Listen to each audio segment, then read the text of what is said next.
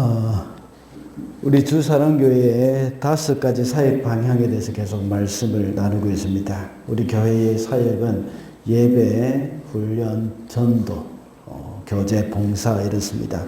오늘이 그 마지막 시간으로 이제 전도와 선교에 대해서 알아보도록 하겠습니다. 전도와 선교라고 할 때에 우리 성도들이 아마 가장 이 5가지 사역 중에 부담스러워하는 일이 아닌가 하는 생각이 듭니다. 전도는 이 삶으로 자연스럽게 해야 하는 겁니다. 우리의 삶에서 복음의 향기가 흘러나오고 또 삶 가운데 빛과 소금의 삶을 살아야 합니다. 그러나 그것만 전부가 아니죠. 우리가 삶으로 전할 뿐만 아니라 결정적인 순간에 말로써 복음을 전해야 합니다.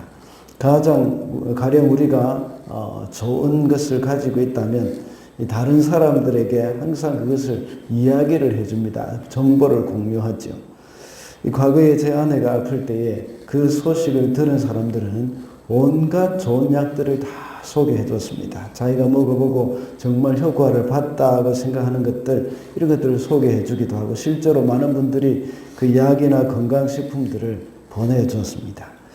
저희 부부를 생각해 주고 도움을 주고자 하는 그런 분들의 마음이 얼마나 참 감사했는지 모릅니다. 이와 같이 어떤 병이 들었을 때는 그 병에 효과가 있다는 것을 알고 있다면 당연히 그 사람에게 이야기를 해줍니다. 그와 같이 우리는 죄 문제로 인해서 이 땅에서 온갖 불행을 다 겪으며 살고 있습니다. 이것을 고칠 수 있는 그 특효약이 있다는 것을 우리가 알고 있을 때에 어떻게 그것을 사람들에게 알리지 않겠습니까? 만약 특효약을 나만 알고 죽어가는 사람들에게 소개를 하고 있지 않다는 것을 그 상대방이 알고 있다면 나를 어떻게 생각하겠습니까? 그래서 사도 바울은 내가 이 복음을 전하는 일을 부득불할 일이라고 했습니다. 그리고 만약에 복음을 전하지 않으면 내게 화가 있을 것이라고 했습니다. 우리가 가지고 있는 이 복된 소식이 나 혼자 소유하고 있기는 너무나도 아깝기 때문에 서로 나누는 것이죠. 오늘은 세례 요한이 잡힌 후에 예수께서 본격적으로 사역을 시작하는 그런 장면입니다. 1절에 보면 하나님의 아들 예수 그리스도의 복음의 시작이라고 했는데 오늘 본문에서 예수님의 이 사역을 시작하신 것을 이제 기록을 해놓고 있습니다. 예수께서 시작하시면서 하신 말씀이 회개하고 복음을 믿으라는 말씀입니다. 예수님의 사역이 바로 복음 사역이라는 것이죠. 그래서 오늘은 이 복음 사역이라는 제목으로 말씀을 살펴보도록 하겠습니다. 첫째로 복음 사역은 주님의 때에 시작이 됩니다. 15절 말씀입니다. 때가 찼다. 하나님의 나라가 가까이 왔다. 회개하여라. 복음을 믿으라. 마가는 복음서를 기록하면서 첫 구절에서 하나님의 아들 예수 그리스도의 복음의 시작이라고 하면서 소개를 했습니다. 하나님의 아들 예수 그리스도 복음, 이것이 다 같은 말이죠. 그러면서 예수님에 대해서 말을 하는 것이 당연한 것인데 예수님에 대해서 말을 하지 않고 세례 요한에 대해서 먼저 이야기를 합니다. 그 이유가 뭐겠습니까? 그것은 예수님이 복음 사역을 하시는 정확한 때가 어딘지 언제인지를 이야기하기 위해서입니다. 그래서 오늘 본문 14절의 말씀에서 요한이 잡힌 뒤에 예수님의 사역이 시작되었다는 것을 말하고 있습니다. 요한이 잡힌 후에 예수님은 갈릴리로 오셔가지고 마침내 하나님의 나라를 전파했고 복음을 전파했다는 겁니다. 그리고 때가 찼다는 말을 통해서 예수께서 때가 참에 또 이야기하고 이 말씀을 통해서 우리는 주님의 때가 있다는 것을 알 수가 있습니다. 주님이 사역을 시작하신 때는 요한이 잡힌 후였습니다. 이때를 주님의 복음의 사역의 시작으로 잡으셨습니다. 예수님은 이 땅에 태어나면서부터 곧바로 사역을 시작하시지 않았습니다. 급하게 서두르지 않으셨습니다. 마리아의 몸에서 태어나면서부터 어린 시절을 거치셨습니다. 이미 성인이 되시고 30세가 되어가는 나이였지만 결코 사역을 서두르지 않으셨습니다. 예수님의 때를 기다리셨습니다. 이렇게 때를 기다리다가 세례 요한의 투옥 소식을 들었을 때에 비로소 일을 시작했습니다. 세례 요한의 투옥은 사실상 그의 사역의 세례 요한의 사역의 끝이었습니다. 지금까지 세례 요한은 충분히 예수님의 길을 예비하는 역할을 잘 감당했습니다. 예수님은 모든 일을 때를 따라 행하십니다. 예수님은 아주 자주 내 때라는 말씀을 하셨습니다. 그리고 성경 곳곳에 하나님이 일하시는 때에 대해서 말씀을 하셨죠. 그리고 15절에도 역시 때가 찼다고 말씀을 하십니다. 구약의 말라기와 신약의 이 마태복음 사이에서는 400년이라는 침묵 기간이 있습니다. 이때는 하나님께서는 아무것도 하지 않는 것처럼 느껴지지만 하나님은 차근차근 준비를 하고 계셨습니다. 그동안 복음이 전해질 때에 사람들이 그 복음을 받아들일 모든 준비를 하나님이 해놓고 계셨습니다. 예수께서 오시기 전 400년 동안 하나님이 선지자들 보내지도 않으시고 또 그 백성들에게 말씀하시지도 않았습니다. 그래서 그 기간을 침묵기라고 말을 했습니다. 침묵기에 대해서 몇 차례 제가 여러분들에게 설교 중에 말씀을 드린 적이 있는데 우리는 지난 3주 동안 새벽 기도를 통해서 다니엘서 6장을 살펴봤습니다. 비록 예루살렘이 멸망했지만 하나님이 힘이 없어서 멸망된 것이 아니죠. 오히려 예루살렘이 멸망하고 많은 유대인들이 바벨론으로 사로잡혀 가서 거기서 하나님이 이 세상의 주인이심을 선포하게 됩니다. 그리고 왕들은 온 나라에 조서를 내려서 하나님을 섬길 것을 선포했습니다. 그리고 다니엘도 자신이 본 환상을 통해서 사로잡혀간 온 백성들에게 용기를 주었습니다. 하나님이 우리를 돌보고 계시고 세상 역사를 주관하시는 분이심을 알렸습니다. 이렇게 해서 다니엘은 앞으로 일어날 일에 대해서 예언을 했습니다. 앞으로 70년이 다 차서 이스라엘 백성들은 포로에서 돌아오게 되었습니다. 그리고 말라기 선지자의 예언 후로 하나님은 이제 400년 동안 긴 침묵을 하셨습니다. 그리고 마태복음을 비롯해서 복음서가 이제 비로소 400년 후에 기록이 됐죠. 다니엘에서 말씀하신 것 같이 400년 동안 하나님이 이 세상을 통치하시고 침묵하고 안 계시는 것처럼 느껴지지만 그런 400년 동안 하나님은 여전히 세상을 통치하고 계셨고 주관하고 계셨다는 것을 보여주신 것입니다. 400년 동안 다니엘서에 기록된 대로 일이 그대로 차근차근 진행이 되어졌습니다.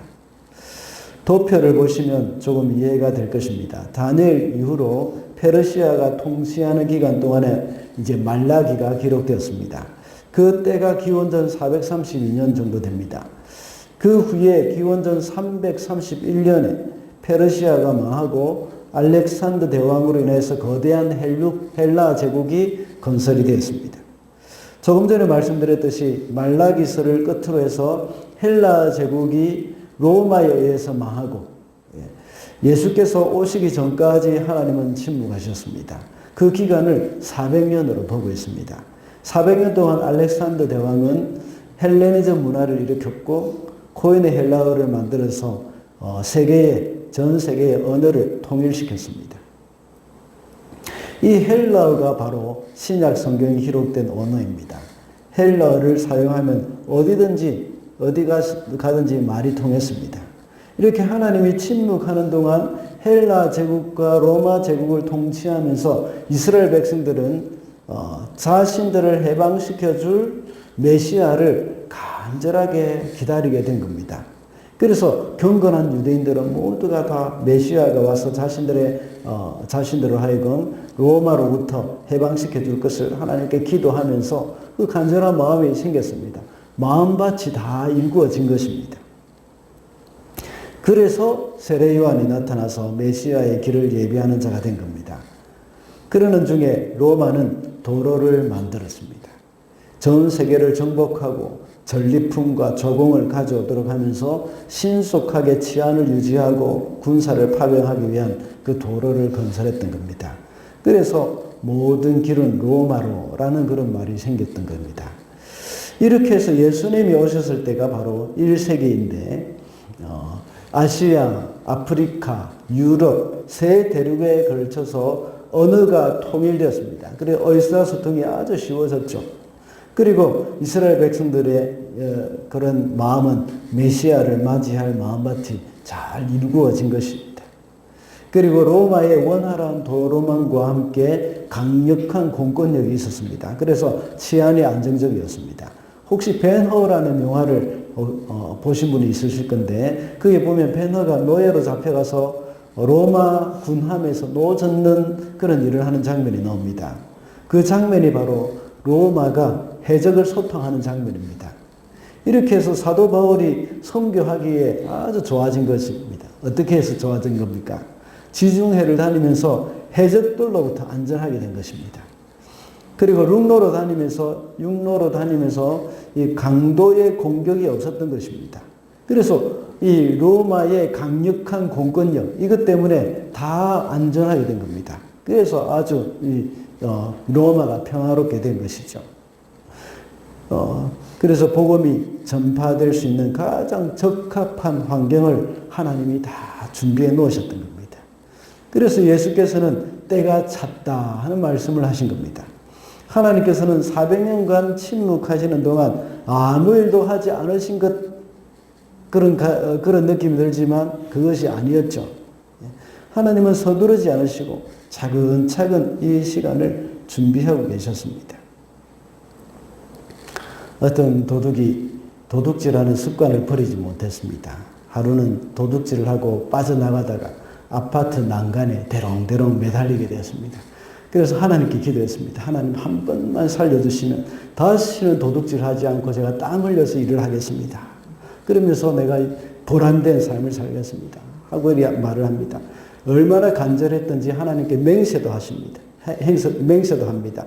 만약 또다시 도둑질하면 그때는 저를 죽이셔도 좋습니다. 하고 말했습니다. 그런데 시간이 지나고 이제 도벽이 어디 가겠습니까?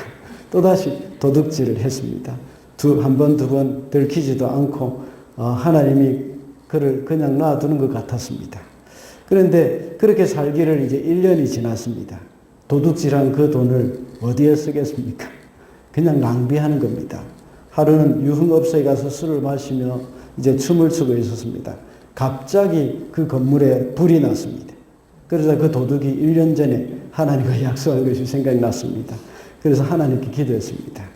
하나님, 이 건물에 착한 사람들이 참 많을 텐데 설마 저 때문에 이 사람들 다 죽이지 않겠죠? 그 사람들을 봐서라도 저를 좀 살려주십시오 하고 기도했습니다. 하나님의 대답, 내가 너 같은 놈들을 이 건물에 모은다고 1년이 걸렸다. 하나의 유머이지만 하나님은 때를 보고 계십니다. 결코 서두르지 않으십니다. 1년 동안 차곡차곡 이제 사람들을 그 건물에 모으실 겁니다. 예수님은 항상 하나님의 말씀인 성경을 근거로 해서 기도하면서 그 때를 찾으셨습니다. 예수님도 우리도 역시 늘 하나님의 계시의 말씀인 성경을 통해서 하나님의 때를 분별하는 그런 지혜를 구해야겠습니다.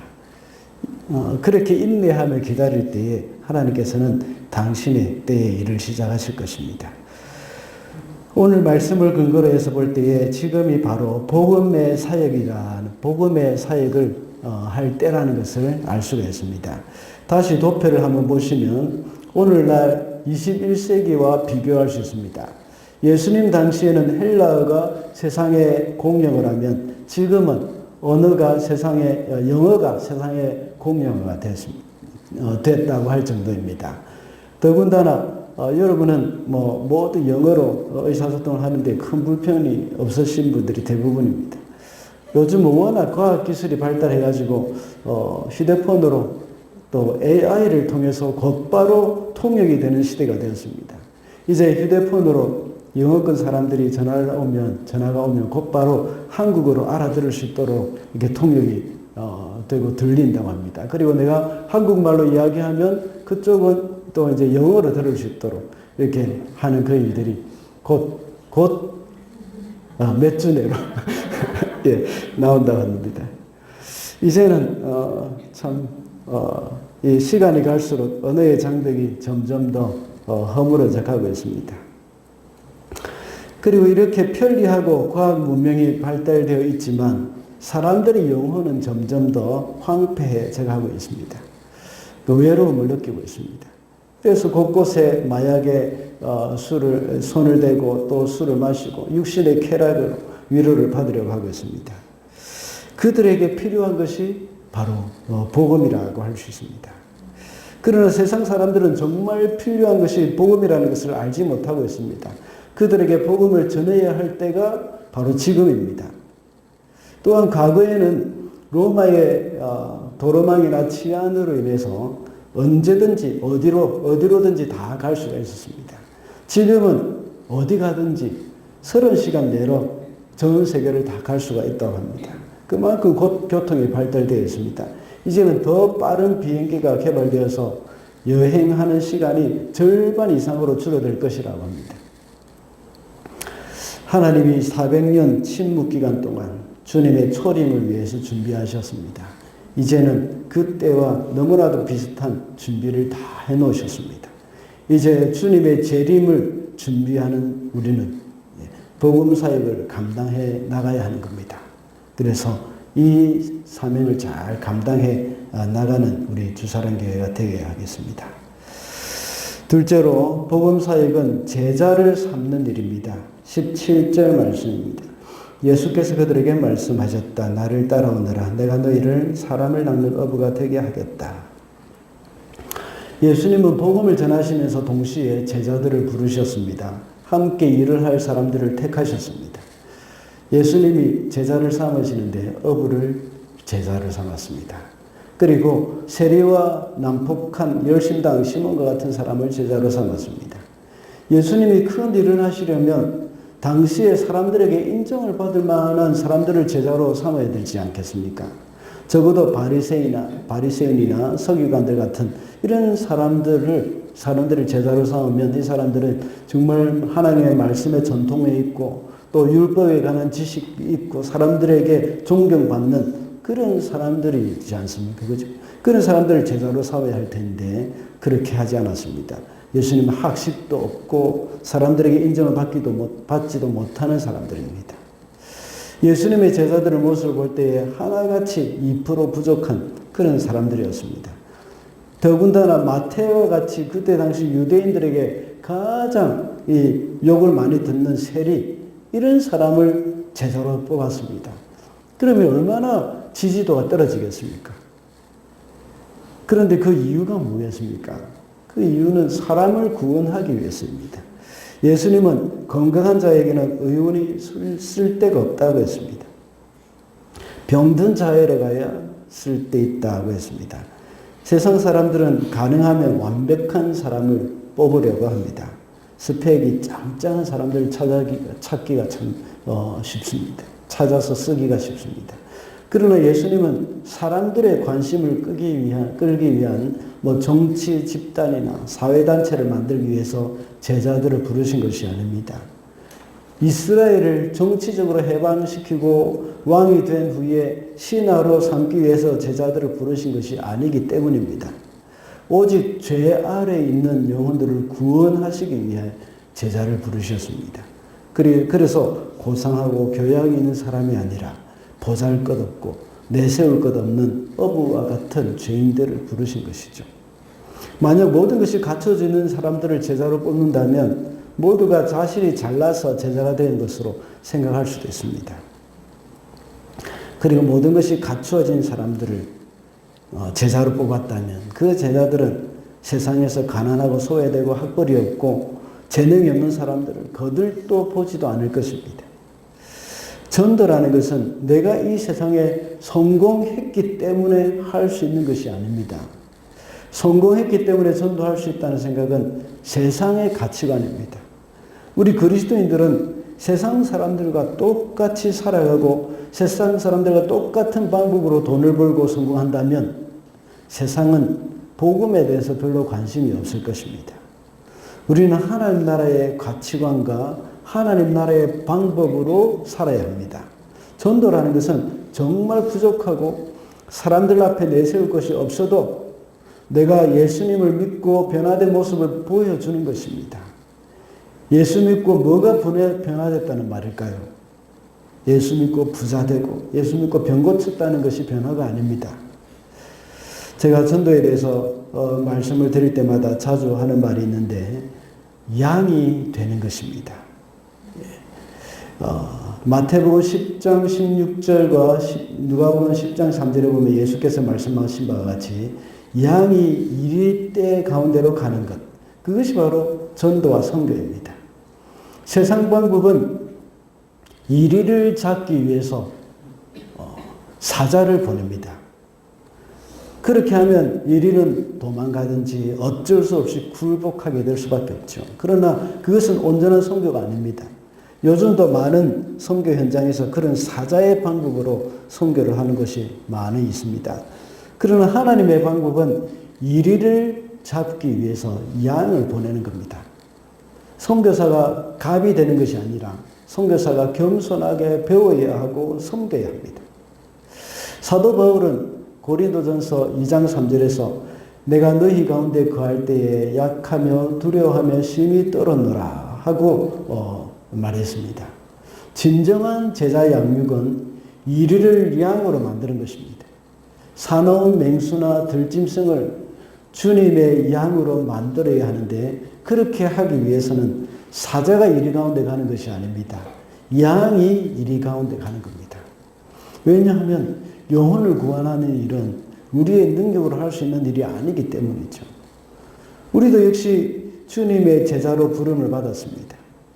만약 우리가 모두 잘나서 부름을 받았다고 생각한다면 바리새인과 서기관 같은 사람들이 되기가 쉽습니다. 우리의 부족함과 우리의 연약함을 깨닫고 끊임없이 우리의 목자가 되신 주님 앞에 엎드려 주님의 도우심을 구해야 합니다. 그리고 우리는 양이 되어서 이리들을 제자를 삼아야 합니다. 세상에 있는 이리와 같은 맹수와 들짐승과 같은 사람들, 사자와 호랑이와 같은 사람들, 이런 사람들은 예수님, 그 사람들에게 가서 예수님의 제자로 삼아야 합니다. 세상 사람들은 목자의 통제를 받기 싫어하고 마음대로 살고 싶어 합니다. 이것이 바로 죄의 본성입니다. 죄의 본성은 하나님의 말씀이 거추장스럽고 자유를 얽매는 것처럼 생각이 됩니다. 그렇지만 양이 되어 보면 목자를 따라가는 것이 얼마나 큰 복이며 이 땅에서 평안을 누리는 길이라는 것을 깨닫게 될 것입니다. 우리가 복음 사역을 잘 감당하기 위해서는 우리 속에 아직도 살아있는 그 들짐승, 그것을 죽여야 합니다. 그것이 바로 제자가 되고 제자 삼는 일입니다. 우리 옆에 분을 보시면서 당신은 주님의 어린 양입니다 라고 이제 이야기를 해 주십시오. 예, 여러분들은 하나님의 어린 양입니다. 예. 그러므로 복음을 위해서 주님은 제자들을 부르셨다는 사실을 우리는 명심해야겠습니다. 마지막으로 복음 사역은 사탄의 권세를 깨뜨리는 일입니다. 25절과 26절입니다. 예수께서 그를 꾸짖어 말씀하셨다. 입을 다물고 이 사람에게서 나가라. 그러자 악한 귀신은 그에게 경련을 일으켜 놓고서 큰 소리를 지르며 떠나갔다. 안식일이 되어서 예수께서 회당으로 들어가 말씀을 가르치셨습니다. 그래서 많은 사람들이 그분의 권위 있는 가르침에 놀랐죠. 이렇게 놀란 이유는 예수님의 가르침 자체가 율법학자나 또 다른 율법학자나 다른 바리새인들의 그런 권위와는 완전히 다르기 때문입니다. 그 가르침과는 완전히 다르기 때문이죠. 그리고 복음에는 능력이 있기 때문입니다. 이 복음의 능력은 바로 사탄의 권세를 깨뜨리는 힘입니다. 오늘 본문에서도 역시 말씀을 가르치는 예수님 앞에 사탄이 소리를 지르면서 말을 합니다. 예수님이 말씀을 가르칠 때에 이렇게 소리를 지르면서 주님을 증거한 이유가 뭐겠습니까? 귀신이 예수님의 실체를 알려서 예수님을 믿게 하기 위해서가 아닙니다. 오히려 사람들이 구원이 있는 예수님의 말씀을 듣고 변화되지 못하도록 방해하는 겁니다. 오늘 본문에 보면 해당에 있는 사람들이 예수님의 가르침 율법사들과 다른 권위가 있다고 여겼습니다. 이렇게 사람들이 예수님의 가르침에 놀랐을 때에 사단은 소리를 질렀죠. 말씀을 듣지 못하도록 방해하는 것입니다. 사단은 사람들이 하나님의 말씀을 듣는 것을 아주 싫어합니다. 그래서 항상 말씀을 듣지 못하도록 방해를 합니다. 사도 바울이 바보라는 섬에 갔을 때에 거기서 총독 서기오 바울을 전도했죠. 그럴 때에 마술사 엘루마라는 사람이 그들을 대적하여서 총독이 믿지 못하도록 했습니다. 그래서 사도 바울은 그를 저주하고 그 엘루마를 저주하고 이제 맹인이 된 적이 있습니다. 복음 전도와 교회의 부흥을 막는 것이 바로 사단의 역사입니다.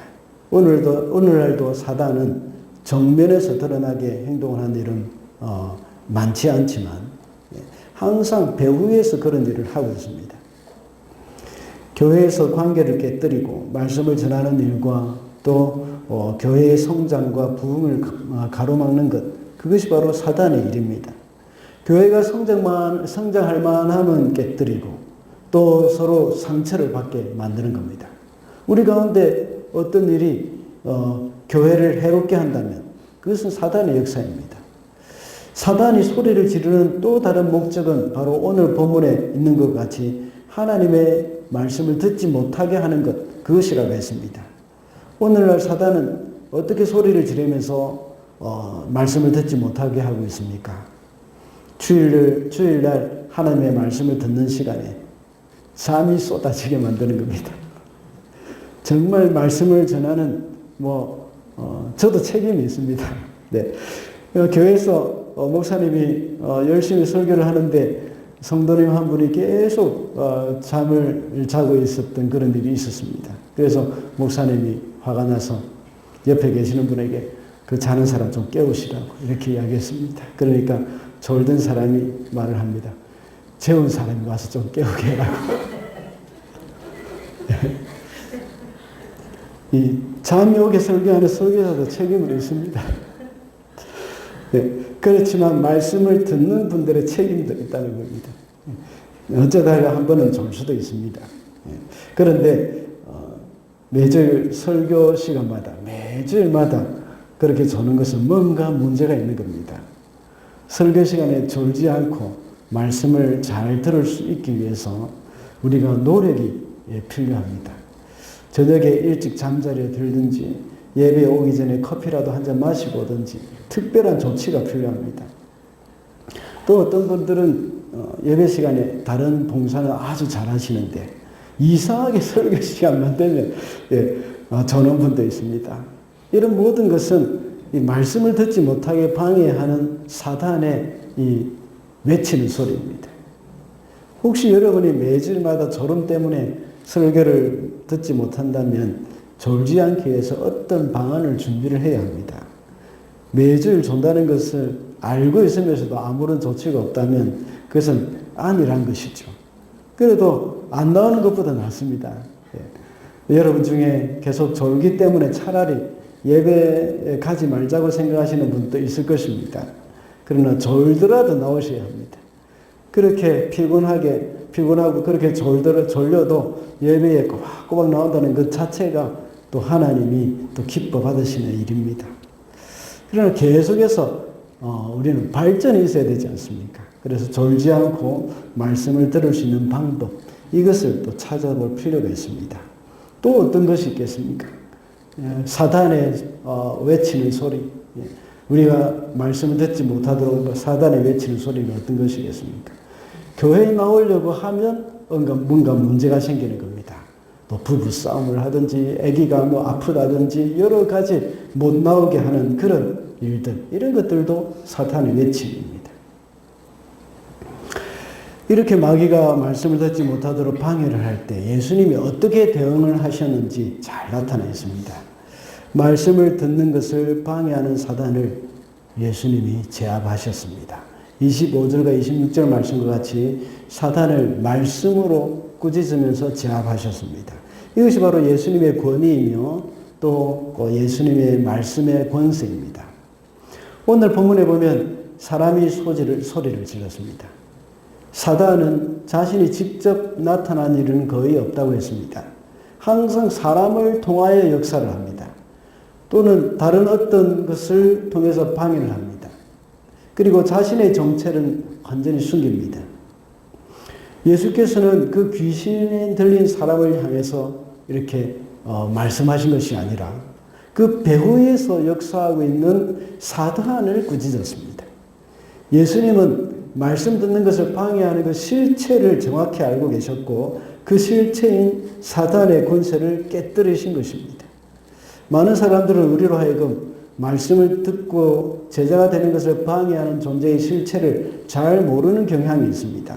그래서 엉뚱한 씨름을 할 때가 있습니다. 욥기를 보면 욥의 재산을 다 없애버리고 자식들을 죽인 존재의 그 실체, 거기에 대해서 이 전반부에 나옵니다. 그런데 후반부에서는 잘 안 나옵니다.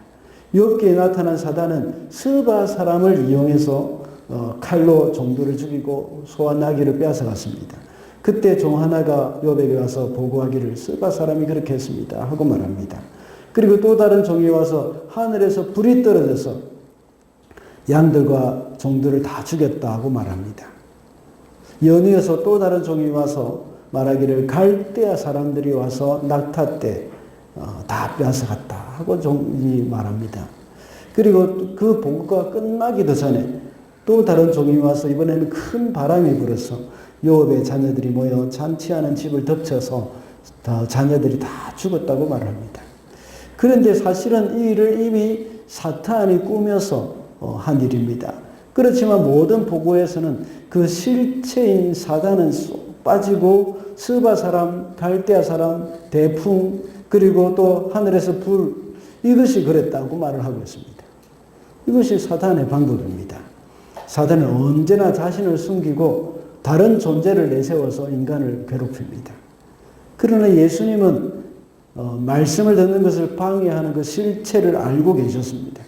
그래서 그 귀신을 꾸짖어서 제압하신 겁니다. 사도 바울은 에베소서 6장 12절에서 우리의 싸움은 혈과 육에 있는 것이 아니라 우리의 싸움은 인간을 적대자로 상대하는 것이 아니라고 말을 합니다. 그래서 우리는 자칫 잘못하면 사람을 대적할 때가 많습니다. 그래서 가장 사랑하는 사람들과 싸울 때가 많죠. 아내와 싸우고 남편과 싸웁니다. 아들과 싸우고 딸과 싸웁니다. 교회에 예배드리러 나오고자 하는데 이 자꾸 싸움을 거는 것처럼 느껴집니다. 그럴 때는 그 배후에 있는 사탄을 봐야 합니다. 그렇다고 해서 여러분들의 남편, 여러분들의 아내에게 사탄이라고 하면 안 됩니다. 우리가 하나님 앞에 사탄이 역사하는구나 하고 생각하고 다르게 반응을 해야 한다고 했습니다. 교회에서는 또 사랑하는 지체들을 원망하고 지체들과 싸울 때가 많습니다. 이것은 우리에게 말씀을 듣는 것을 방해하고 영적인 성장을 방해하는 실체가 누구인지 모르기 때문에 자꾸 사람들과 싸우는 겁니다. 우리 가운데 있는 분열은 사람과의 관계의 문제가 아니라 악한 사단과의 관계에서 문제라는 것을 알아야 합니다. 그 실체를 바로 알고 대응을 해야 합니다. 우리가 말씀을 듣지 못하게 하고 설교 시간마다 잠이 오게 하는 것은 영적인 문제입니다. 너무 피곤해서 그렇다고 생각하는 것은 실체를 바로 보지 못하기 때문입니다. 그리고 설교 시간마다 말씀에 집중하지 못하고 눈은 저를 보고 있지만 생각은 온 우주를 헤매고 있는 그런 것도 역시 영적인 실체가 있다는 것을 알아야 합니다. 물론 앞서 말씀드렸듯이 한 번쯤은 그럴 수도 있습니다. 한 번쯤은 가스에 불을 끄지 않고 왔다는 생각이 들 수도 있고 또 한 번쯤은 여러 가지 걱정이 스쳐 지나갈 수도 있습니다. 그런데 그것이 계속 반복된다면 이것은 영적인 실체가 있다는 것을 기억해야 합니다. 그럴 때 우리는 예수님의 방법으로 말씀으로 사탄을 꾸짖어야 합니다. 예수님의 이름으로 물러가라고 꾸짖어야 합니다. 예수님은 사단의 권세를 깨뜨리기 위해서 오셨습니다. 예수께서는 우리에게 마귀의 권세를 깨뜨리는 능력을 주셨습니다. 그래서 예수님의 이름으로 마귀를 물리칠 수 있는 겁니다. 이제 복음 사역을 통해서 사단의 권세 아래 있는 많은 그런 사람들을 주님께로 인도해야 합니다. 주님이 우리에게 주신 권세를 가지고 사탄의 세력을 깨뜨리고 영혼들을 주님의 품으로 인도해야 하겠습니다. 그러므로 복음 사역은 사단의 권세를 깨뜨리는 것임을 명심해야겠습니다. 말씀을 맺겠습니다. 오늘은 우리 교회의 5가지 사역 중에서 전도와 선교에 해당되는 말씀으로 복음 사역이라는 제목으로 말씀을 살펴봤습니다. 복음 사역은 주님의 때에 시작이 됩니다. 그리고 복음 사역은 제자 삼는 사역이고 사단의 권세를 깨뜨리는 사역이라고 했습니다. 주님의 제자로서 주님과 함께 복음 사역에 힘쓰는 저와 여러분이 되시기를 바랍니다.